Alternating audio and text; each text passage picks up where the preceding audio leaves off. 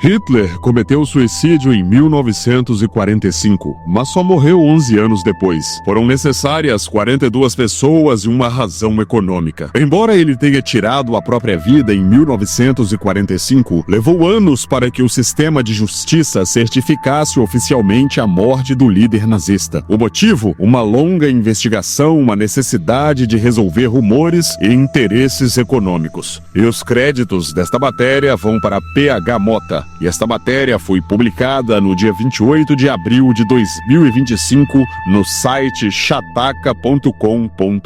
Adolf Hitler não morreu na segunda-feira, 30 de abril de 1945. Ele morreu cerca de 4.200 dias depois, em 25 de outubro de 1956. E não, nessa declaração não há nenhuma sugestão de teorias da conspiração, rumores sobre fugas ultra-secretas a bordo de aviões ou submarinos, pactos no mais alto nível entre Führer e Washington em troca dos segredos da tecnologia militar nazista, ou histórias fantasiosas sobre como Hitler acabou na Antártida, em um mosteiro remoto em Lugo ou na cidade de Mendoza, no oeste da Argentina. Não, que o líder nazista só possa ser presumido morto desde outubro de 1956 não é nada controverso ou absurdo. Há uma boa razão para isso. Uma envolvendo uma investigação de vários anos com entrevistas sumárias com mais de 40 testemunhas e um relatório forense de 80 páginas.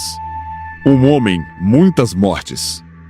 Rios, mares, oceanos de tinta correram sobre a morte de Hitler. Nas últimas 8 décadas, todos os tipos de teorias circularam, cada uma mais absurda, sobre qual foi o destino do líder nazista, onde, quando e em que condições ele morreu. A profusão de histórias sobre o que aconteceu com o Führer depois de abril de 1945 é quase comparável à das teorias sobre o local de nascimento de Colombo. Muitas circulam, muitas e diversas, a maioria delas muito frágeis. Adolf Hitler na Antártida?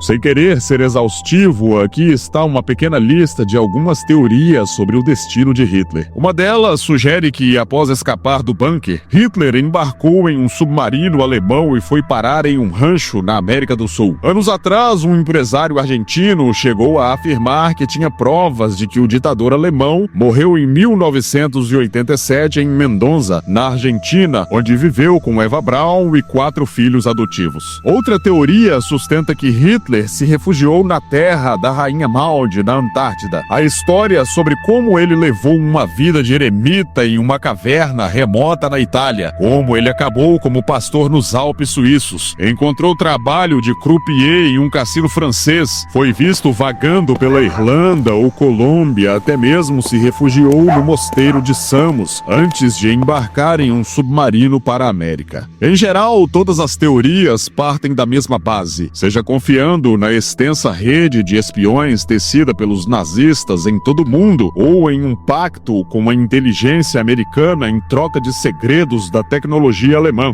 Hitler conseguiu escapar do bunker em que se perdeu em abril de 1945. Mas o que aconteceu? A controvérsia em torno da morte de Hitler é mais uma questão de cor do que substância. Em geral, os historiadores não têm dúvidas. Há um amplo e bem estabelecido consenso sobre o destino do Führer e sua esposa Eva Braun. Hitler cometeu suicídio em 30 de abril de 1945 em seu bunker de Berlim. Ele o fez com a ajuda de cianeto e uma bala na cabeça. Seu corpo e o de Braun acabaram queimados por vontade expressa do próprio Hitler, que dias antes de tirar a própria vida havia ordenado que isso fosse feito para evitar cair nas mãos dos russos. Além de múltiplos depoimentos coletados nas décadas de 40 e 50, a versão do suicídio foi parcialmente confirmada em 2018 pelo legista Philip Charlie, que juntamente com seus colegas pôde examinar pessoalmente os supostos restos mortais do Führer. poucos que ainda são preservados pelos serviços secretos russos. Sua análise corroborou que os dentes preservados eram de Adolf Hitler, algo verificado com a ajuda do histórico dentário do líder nazista, e revelou que os pedaços apresentam manchas azuis que concordam com a versão de que ele tomou cianeto. Nos fragmentos de crânio atribuídos ao Führer, também pode ser visto um furo em um dos lados, outra pista que sustenta a história de que uma bala foi disparada. Por que tantas teorias?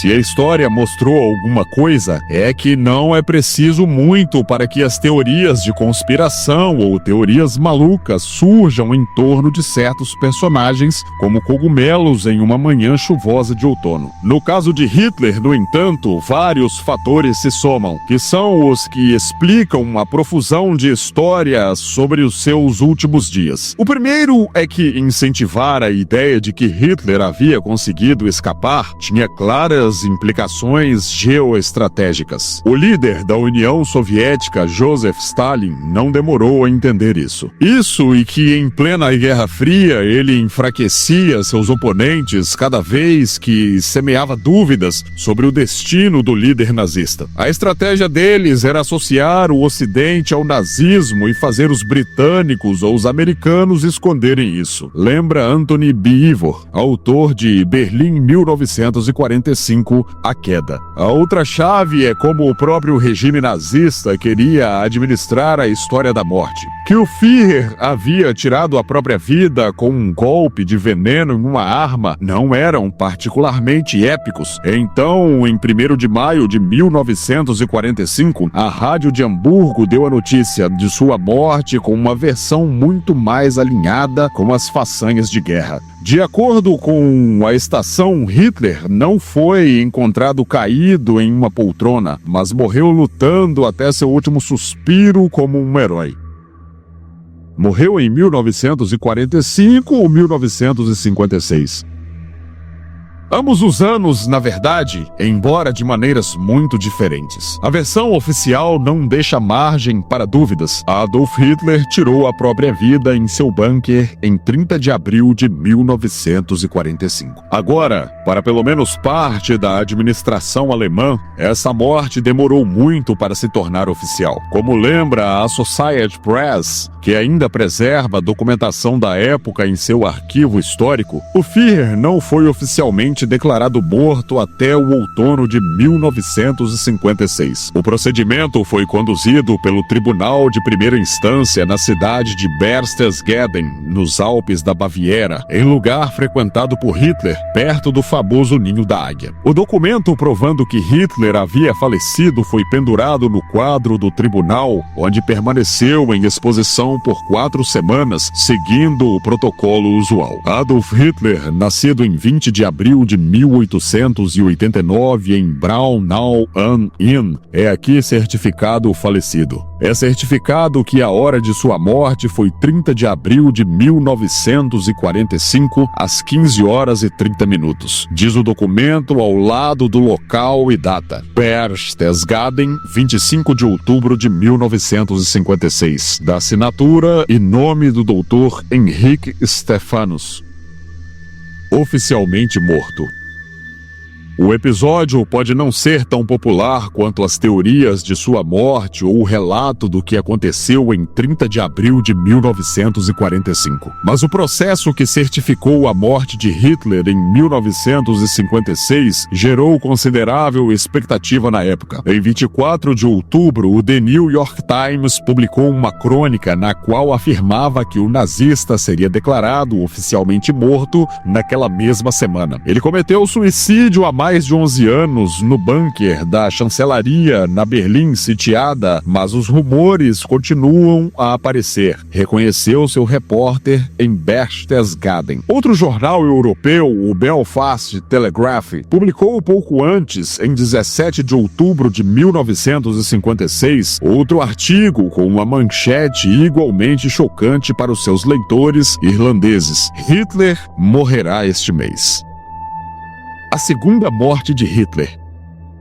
Após as notícias publicadas nos jornais sobre a morte do Führer, não deve mais haver dúvidas sobre sua morte. No entanto, levou mais de 11 anos para que se tornasse oficial. Há 60 anos, em 25 de outubro de 1956, o Tribunal Distrital de Berchtesgaden declarou Hitler morto, diz um relatório publicado no site do Arquivo Estatal de Berlim com um título evocativo: A Segunda Morte de Hitler. Mas por quê? Se a grande maioria da população e dos historiadores achava que Hitler estava morto desde 1945, teóricos da conspiração à parte, a questão é óbvia. Por que levou mais de 11 anos para o Tribunal Distrital de Berchtesgaden declarar sua morte? Não importa quão lenta tenha sido a justiça e quão controverso tenha sido o personagem. Como é possível que um processo tenha demorado tanto? A resposta é simples. Presumir que o Führer estava morto e enterrado administrativamente falando, exige uma longa e completa investigação durante a qual 42 testemunhas foram interrogadas. E nem todos estavam nas mesmas circunstâncias, nem disponíveis. Testemunhos de Linde e Ginty. A justiça de Berchtesgaden colocou as rodas em movimento para declarar Adolf Hitler morto em 1952. Para que o processo dissipasse qualquer indício de dúvida, o juiz queria ouvir o maior número possível de testemunhas, incluindo colaboradores do Führer que estavam ao seu lado no final de abril de 1945. Como Arthur Axmann, ex-líder da juventude do Reich, dizem que ele pegou a pistola com a qual o ditador tirou a própria vida. Entre as 40 testemunhas estavam um assessor pessoal de Hitler, Otto Gundt, e seu criado Heinz Linde, que encontraram os corpos sem vida do líder nazista e de Eva Braun no bunker. O problema é que tanto Linde quanto Gundt ficaram sob custódia soviética por algum tempo. Eles retornaram em 1955. Resolvendo o debate. Há outra chave que ajuda a entender que a certidão de óbito chegou quase 4.200 dias após sua morte. Embora o que aconteceu no bunker pareça claro para nós agora, Der Spiegel lembra que desde maio de 1945 os serviços secretos e as autoridades, incluindo o FBI, vinham buscando pistas sobre o ditador em todo o mundo, especialmente depois que Stalin se dedicou a semear dúvidas no verão daquele ano, durante a Conferência de Potsdam. A certidão afixada pelo Tribunal de Berchtesgaden em seu quadro de avisos serviu para pôr fim a essas teorias. Em 25 de outubro, o documento estava disponível para os cidadãos da Baviera. No dia seguinte, já estava nos jornais de todo o planeta. Adolf Hitler estava oficialmente morto. Isso foi provado por nada menos que um processo judicial de 4 anos, durante o qual 42 testemunhas foram ouvidas e um relatório de 80 páginas preparado por vários especialistas em ciências forenses. Não pode mais haver a menor dúvida de que Hitler tirou a própria vida em 30 de abril de 1945 no Führer Bunker da chancelaria com um tiro na têmpora, proclamou o juiz Stephanus orgulhosamente em 1956 após encerrar o processo. Por que em 1952? A outra questão-chave, tendo esclarecido por que o processo durou tanto tempo, surge outra questão. Por que ele não começou até 1952, se Hitler havia cometido suicídio 7 anos antes? Por que o procedimento caiu em Berchtesgaden e não em Berlim? As respostas, nesse caso, são muito mais prosaicas. Dinheiro. Os jornais Spiegel e Die Presse explicam isso em 2 artigos exaustivos sobre o julgamento. O objetivo do sistema de justiça da Baviera não era tanto acabar com a lenda ou as teorias da conspiração sobre o destino de Hitler, mas resolver as pontas soltas em torno de seu legado. Embora o Führer estivesse morto há anos, sua figura ainda gerava algo muito mais tangível do que rumores: interesses econômicos. Resolvendo disputas.